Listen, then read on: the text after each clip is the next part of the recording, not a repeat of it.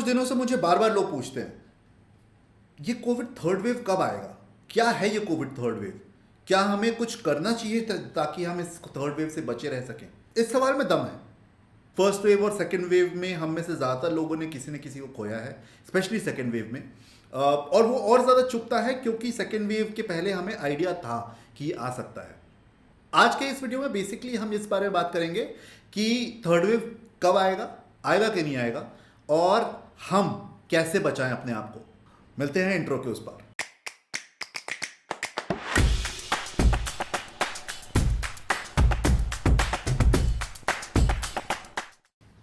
हाय, मेरा नाम है अमित और आज हम बात करेंगे कि कोविड की तीसरी लहर के लिए कैसे तैयार रहें।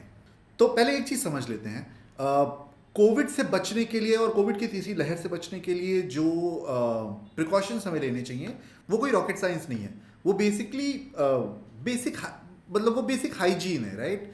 ऐसी चीज़ें जो हमें डेली लाइफ में या तो हम ऑलरेडी करते हैं या हमें करना चाहिए, अगर हम नहीं करते हैं तो भी। बेसिक चीज़ें जैसे मास्क पहनना, कितना मुश्किल है मास्क पहनना।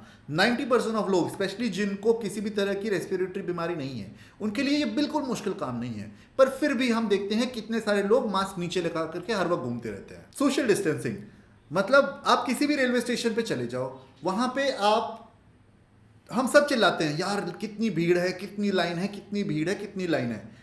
पर जब ज़रूरत है, जब हमें चाहिए कि हम सोशल डिस्टेंसिंग मेंटेन करें, तब हमसे मेंटेन ही नहीं हो पा रही है। क्यों? क्योंकि अब ये हमको बोला गया है कि ये करना है तो हमें नहीं करना होता है। और अगर किसी ने मान भी लिया तो हम 1 महीना फॉलो करते हैं, 2 महीना फॉलो करते हैं और तीसरे महीने में हम भूल जाते हैं। अरे फोन कॉल पे हमको बताया जाता है कि भाई आपको मास्क पहनना है, दूसरों से डिस्टेंस मेंटेन करना है, और उसके बावजूद अगर हमको ये चीज़ें नहीं याद रह पाती हैं तो कहीं तो प्रॉब्लम है। ये वायरस जब एक इंसान से दूसरे इंसान में जाता रहता है तभी इसके नए नए म्यूटेशंस बनते हैं, और जितने ज़्यादा बार ये ट्रांसमिट होगा उतने ज़्यादा म्यूटेशंस बनने के चांसेस होंगे। हमें ये ध्यान रखना है कि इसके म्यूटेशंस कम से कम बने, क्योंकि पता नहीं कब कोई एक ऐसा म्यूटेशन बन जाए जो हमारी एग्जिस्टिंग जो वैक्सीन्स हैं उनके ऊपर हावी हो जाए, और फिर हमारे पास कोई रास्ता नहीं रहेगा आगे बढ़ने के लिए। हम लिटरली जो 6-8 महीनों का वैक्सीनेशन ड्राइव है हमारा, वो एक झटके में ज़मीन पे आ जाएगा। तो आज हम बात करेंगे 5 ऐसे चीज़ों की जो हमको सेफ रखेगा, सिक्योर रखेगा, जो हमें इस वायरस से बचा के रखेगा। पहला, मास्क। मतलब अभी तक तो मास्क पहनना है ये हमको याद हो चुका होना चाहिए। जैसे मैंने पहले बोला, अगर आप उन 10%, 8 to 10% लोगों में नहीं हो जिनको किसी तरह की रेस्पिरेटरी प्रॉब्लम है, मास्क ना पहनने का कोई रीज़न ही नहीं है। 2 गज की दूरी, ओके, 2 गज की दूरी बनाए रखना बहुत ज़रूरी है। और अभी ये एक बहुत बड़ी इशू, बहुत बड़ा प्रॉब्लम है इंडिया में कि लोगों को लाइनों में स्पेशली, ठीक है, एक दूसरे से चिपकने बड़ा मज़ा आता है। और जब लॉकडाउन शुरू हुआ था, जब शायद इंडिया में 200, 300, 400 केसेस ही थे, तब लोगों ने ऑलरेडी 6-6 गज की 6-6 फीट की दूरियां बनानी शुरू कर दी थी एक दूसरे से डर के मारे। और आज जब हम at one point of time दिन का 1 लाख लोगों को कोविड हो रहा था, उससे जब हम बच के थोड़ा सा पीछे आए हैं, लोग वापस एक दूसरे से लाइनों में चिपकने लग गए हैं। 3, सैनिटाइजेशन।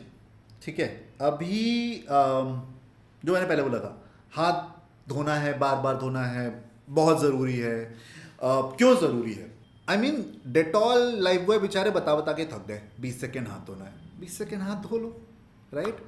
कोविड जब आया था उस टाइम पे सरकार बता बता के थक गई कि प्लीज़ कोई भी बाहर की चीज़ अगर छूते हो तो उसके बाद हैंड सैनिटाइज कर लो। अगर आप पब्लिक में जा रहे हो, अगर आपको बहुत ज़्यादा बाहर जाने की ज़रूरत है, आप जा ही रहे हो, तो एटलीस्ट कोई भी पब्लिक प्रॉपर्टी छूने के बाद हाथ साफ कर लोगे तो अच्छा रहेगा।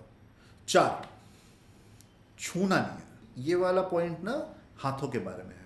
बात ऐसी है कि ये पूरा का पूरा जो बीमारी है ना, वो आगे बढ़ेगी कि नहीं, ये है हमारे हाथों में, लिटरली। ठीक है, अगर हम इन हाथों को कंट्रोल में रख पाएंगे और इन हाथों को सही रख पाएंगे तो जो इस वायरस का ट्रांसमिशन है हम एक इंसान से दूसरे इंसान में, वो रुक सकता है। किसी को भी अगर आप मिल रहे हो, हाथ मत मिलाओ, गले मत मिलो। और 6 महीने बेसिकली क्या होता है कि आपके हाथों में बहुत सारे बैक्टीरियाज होते हैं, और वायरस, ये जो वायरस है सबसे ज़्यादा आपके हाथों से इसलिए फैलता है बिकॉज ये वायरस, जब ये आप जैसे छींकते हो या आप जब बात करते हो ना, तो इस वायरस को एक पर्टिकुलर ड्यूरेशन के अंदर सामने कहीं लैंड करना होता है।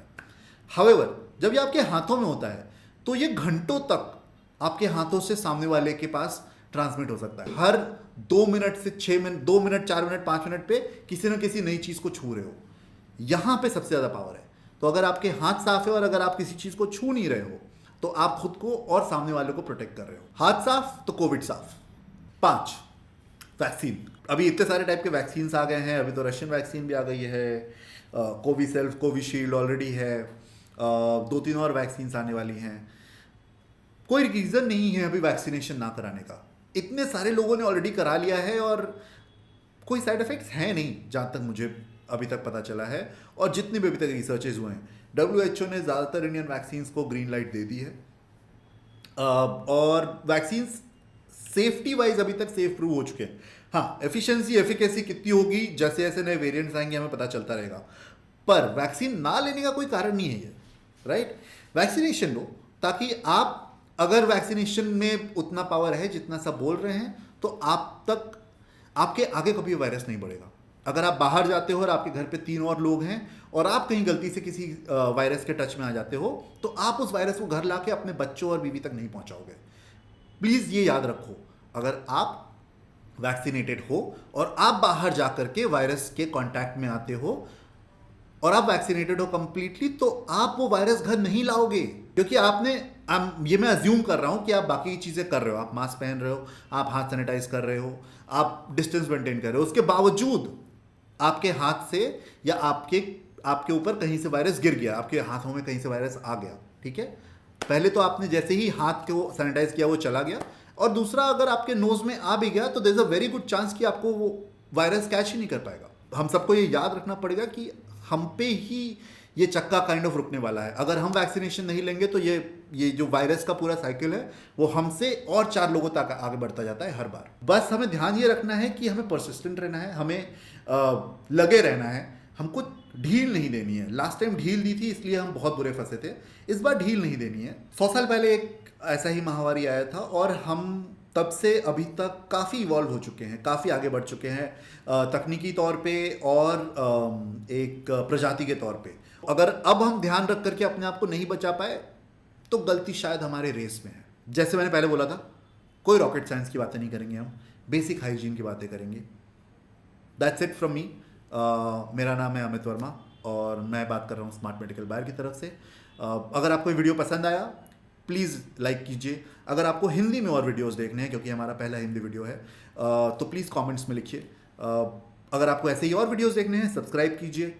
और हाँ,